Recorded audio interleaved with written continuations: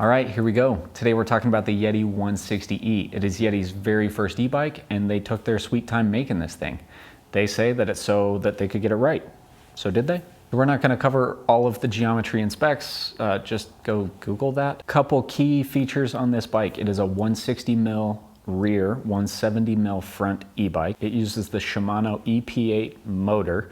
So that's the full power, big bad Larry e-bike motor, 85 Newton meters. It has a 630 watt hour battery. This is a full-on heavyweight e-bike. It's got a lot of power and it's got a lot of range. Today I am riding the T1 build with the carbon wheel upgrade. So it is top dog. Nothing is better. It comes with all of the best components you could ever ask for, and it's pretty sweet. So Yeti claims that this is the first race-specific e-bike on the market. As part of that, they have foregone the Switch Infinity suspension platform that we all know and love in favor of Sixfinity. Yeti designed this thing to give you a ton of traction and to be super fast, so we're gonna jump out on the trail and see how it goes. All right, here we go on the Yeti SB. Ooh, not the SB. It is just the Yeti 160e. Ooh, that's cool. This rolls on the Shimano EP8 motor. It is the full power Bad Larry, so there is a ton of power on offer here. Overall weight on this guy is close to 50. I think it's about 51 pounds. So definitely not light, not terrible. So on the climbs here, the Geo is actually really comfortable. It's honestly one of the most natural feeling bikes I've jumped on recently with how comfortable that seated position feels. The bars don't feel as far away as I would have guessed with the long reach. So I think there's a bit of steep seat tube action going on here, bringing you a little bit closer to the front end, but it just feels really comfortable. On an e-bike, you're a little bit more limited by the amount of traction the bike can produce. Where on a normal mountain bike, it's the power, it's your own legs. But here you've got a lot of power. There's really nothing that you don't have enough power to get up. It becomes all about traction and keeping that rear wheel driving the bike forward. So Yeti's made the bike just a little bit less efficient, or reduced that anti-squat just a little bit on the pedaling platform in favor of giving you more traction. And overall, that's gonna keep the bike climbing up tougher, harder, steeper stuff, because there's plenty of power on offer. So I think that's a pretty solid strategy for making the e-bike climb a little bit better. Sometimes they can be a little bit heavy, a little bit cumbersome. So having that traction where you can just keep spinning and charge through anything really helps them climb pretty well. So the handling on this bike, for it being big, bulky, the handling is actually really nice. It's pretty quick, pretty snappy. It feels like your weight's pretty aggressively over that front end, which helps you steer and maneuver and navigate tighter stuff a little bit better. I think it was pretty wise to not go ultra slack on that head tube angle. By keeping that head tube angle just a little bit steeper and making the steering more responsive, you're able to kind of counteract that heavy, cumbersome feel. One thing I've noticed is the suspension moves very effectively. What I mean by that is the back end doesn't get hung up on little rocks and bumps and ledges. This bike just motors, well, it does have a motor, but it just motors through the rocks. It's not getting hung up. You can just kind of keep pedaling, and it just goes like the rocks aren't even there.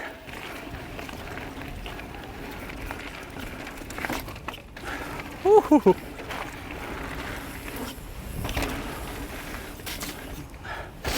All right, starting out on the slightly easier, more flowy trail here. First thing I'm noticing is this bike is very responsive. It's heavy, it's 50-something pounds, but it feels pretty snappy and maneuverable and agile. I think that suspension is designed to give you a lot of support. It's not just a gooey plush factory here. Plenty of support for jumps, corners, pumping. After all, this is a race bike. Yeti makes race bikes. And you can feel that in this bike. You can feel that suspension that helps you generate speed on the trail.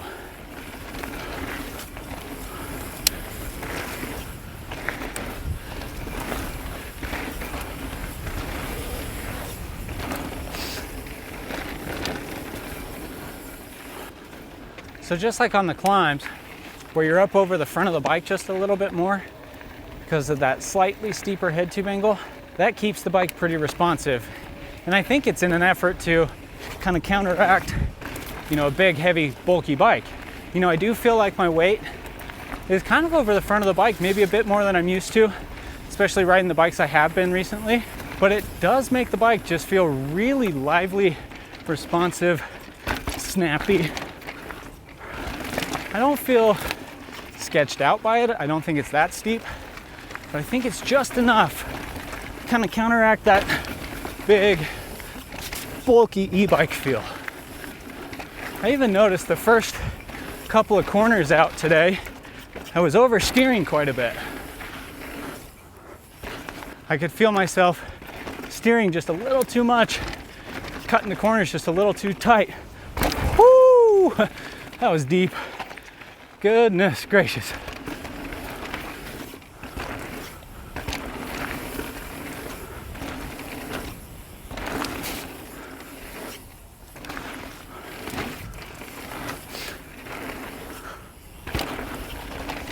So like I was saying earlier, the suspension is really well supported.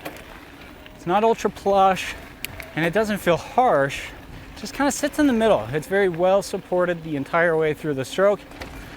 I think if I were getting into some really rocky, nasty terrain, I'd maybe like that suspension feel a little bit softer. And one really cool thing with this bike is you can tune the progression with a flip chip. Most flip chips adjust geometry. Here they adjust how much progression you get. And I'm in the middle mode right now, but I think if I got on some really nasty terrain, I'd jump it up into that 35% mode and then take a little bit of air out of the shock to make the initial stroke a little bit softer, but still have plenty of bottom out control for big nasty hits. And speaking of big nasty hits, this bike's been handling them really well. There's a semi-hefty drop up here and I've gone deep off it both times today and it soaks that up fairly nicely. Whoo, slid out there. Yeti's really thought through this thing. And one thing I've noticed that they've really thought through is sound. So e-bikes tend to be pretty noisy. Most of the time they sound like a shopping cart rolling down a mountain. And this does have a little bit of the rattle in the motor, but other than that, this bike is pretty freaking quiet, which for an e-bike is not common. So if you're a very sound sensitive person and you hate noises on your bike, you'd like this. Should we eye up this sketchy double instead of riding off the end? A little pop or a yank from here.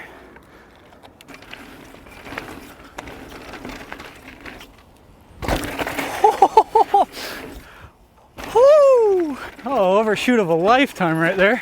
Jeez. All right. Hell of a day on a bike. Could not be happier. So this is Zach's bike.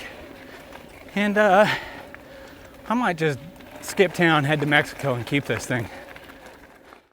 All right, we're back. Couple key takeaways from the ride impressions. On the climbs, the bike is super comfortable and it's very, very fast. Like I said earlier, the limit on an e-bike isn't so much power. There's plenty of power on offer. It's how much traction you can provide, because all the power in the world does you no good if the back wheel's just spinning. So the Sixfinity platform does give you a lot of traction to keep driving the bike forward. Also, the handling is very quick and responsive, and that's great for technical climbs. You're able to kind of maneuver the bike in and out of twists and turns and over and around all the obstacles in the trail. On the downhills, the number one thing that impressed me about this bike was the handling. The suspension is great, the geometry is great, but what really, really impressed on this bike was the handling. It is so good around a corner. It is insane how well this bike leans over, how well it gets through a corner. It lets you really maneuver this bike, and it's a big, heavy bike. It is. It's 51.5 pounds or so. But the responsive handling kind of counteracts that. You don't really feel like you're riding this giant e-bike. That is my #1 favorite thing about it. All right, so the question you came to have answered, is the 160e the right bike for you? I think this bike really rewards the type of rider who wants to have a lot of input in how their bike rides. They're not just hanging on for dear life in passenger mode. It's plenty capable, there's plenty of travel to kind of let you hang on in passenger mode from time to time.